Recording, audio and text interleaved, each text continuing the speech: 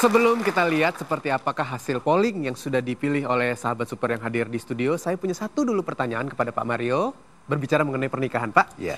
Apabila kita menikah dengan orang yang kita pikir adalah orang yang paling pas, tapi ternyata dalam pernikahan terjadi percekcokan, tidak pernah menemukan kata sepakat, berantem terus, menjadi boxing ring, itu apakah tandanya kita salah memilih, Pak? Atau ada hal lain? Kalau kesalahan memilih itu pasti. Tetapi kan saya tidak pernah selesai pada satu kalimat. Pertengkaran di dalam pernikahan selalu karena adanya salah pilih. Pertama kali kita mungkin salah pilih orang yang kita nikahi, atau kita salah memilih cara mencintainya.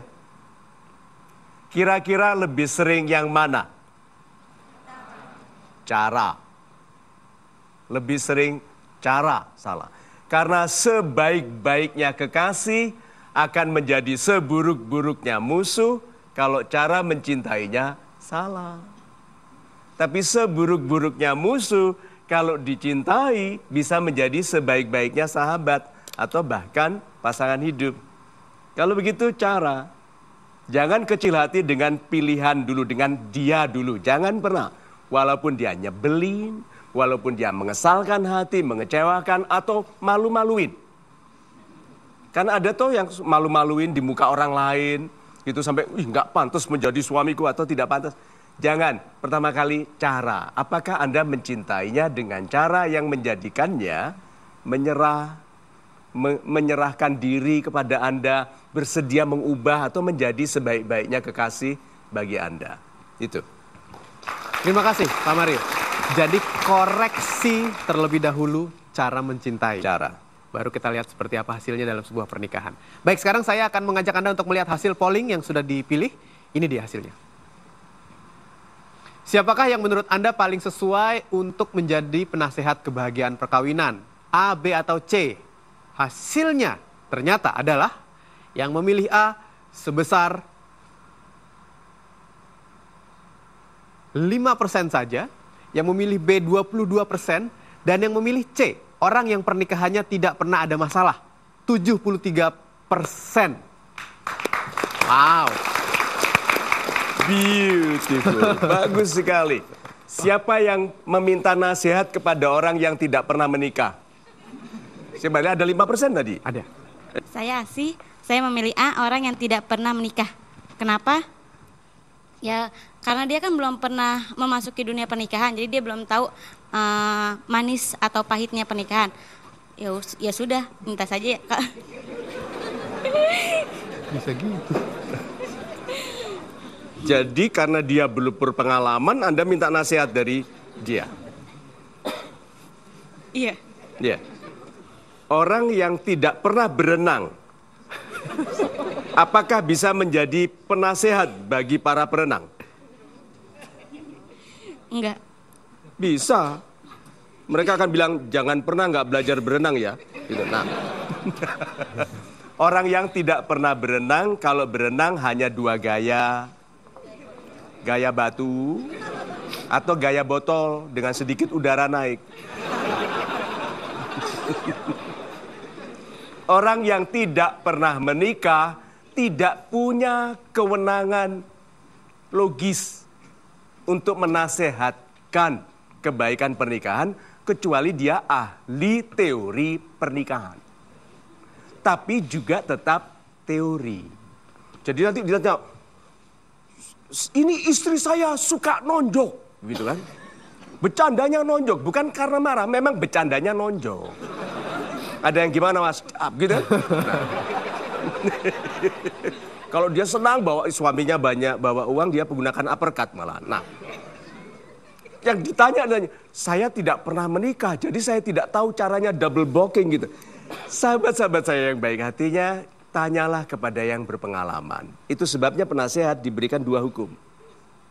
Kalau Anda menasehatkan yang belum Anda alami, Anda dibuat mengalami.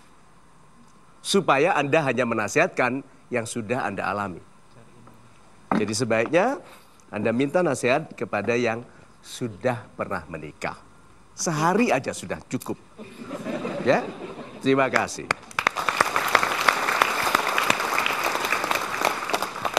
Yang kedua, orang yang membenci pernikahan. Salam super. Salam Saya pilih opsi B, orang yang membenci pernikahan. Yaitu karena menurut saya pembenci itu adalah pengkritisi yang paling baik. Oh, super Ya, sekali. pengkritik atau pengkoreksi yang paling baik. Menurut saya seperti itu. Good. Karena dia benci, pasti ada pengalaman yang membuatnya Yang membuatnya membenci. Ya, betul. Bagus itu berarti buruk ya. Ya, Good. Di satu sisi dia betul, di satu sisi dia tidak melihat kebaikan dari pernikahan.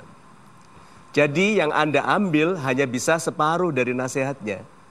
Yaitu yang bisa membuat orang membenci pernikahan. Nah, waktu Anda mendapat nasihat dari pembenci pernikahan, hasilnya pada Anda apa? membenci. Membenci pernikahan. Bukan begitu juga maksudnya. Betul. Karena penasehat itu perannya adalah membantu orang mencapai yang lebih baik baginya.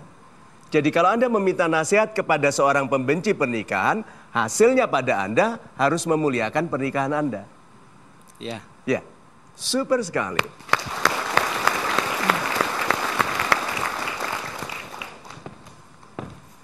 Yang ketiga, orang yang pernikahannya tidak pernah ada masalah.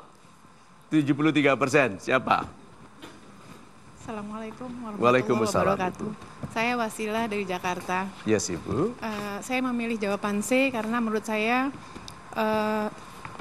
dalam hidup perkawinan maupun dalam kehidupan ini tidak ada yang tidak bermasalah, pasti bermasalah. Jadi saya yakin orang yang pernikahannya itu banyak masalah, berarti dia pandai bagaimana menyikapi masalah itu menjadi bukan masalah dan menjadi keindahan baginya. Terima kasih Pak Mario. Jawaban yang baik sekali. Coba, saya tulis di sini, orang yang pernikahannya tidak pernah ada masalah itu tidak kelihatan ada masalah. Tidak mungkin ada pernikahan yang tidak ada masalah, sehingga orang yang pernikahannya tidak ada masalah itu hanya tidak kelihatan ada masalah. Berarti orang-orang ini ahli memisahkan pertengkaran keluarga dengan kebaikan tampil mewakili keluarga, tampil di depan anak-anak. Berarti anak-anaknya pun tahu orang tuanya bertengkar, tapi tidak melihat orang tuanya bertengkar dengan cara yang norak, dengan cara yang saling merendahkan satu sama lain. Karena ada toh ibu yang marah sama suaminya bilang ke anaknya, pokoknya kalau kamu cari suami jangan kayak papamu.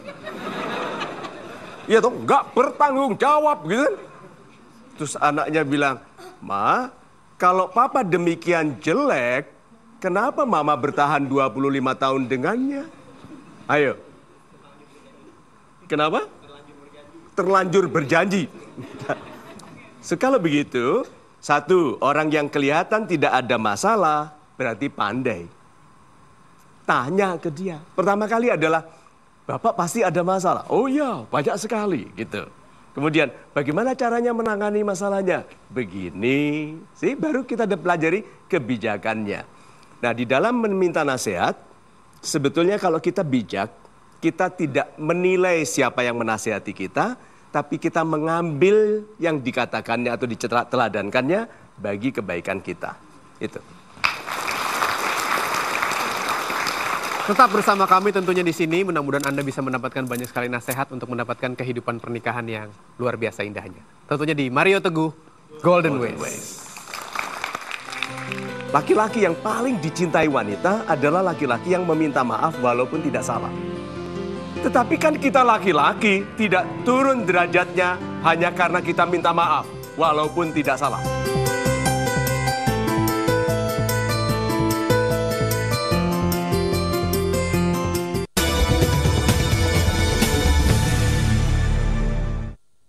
Didukung oleh Kokita. Bumbu inti ciptaan Kokita terbuat dari bahan alami pilihan. Bumbu inti ciptaan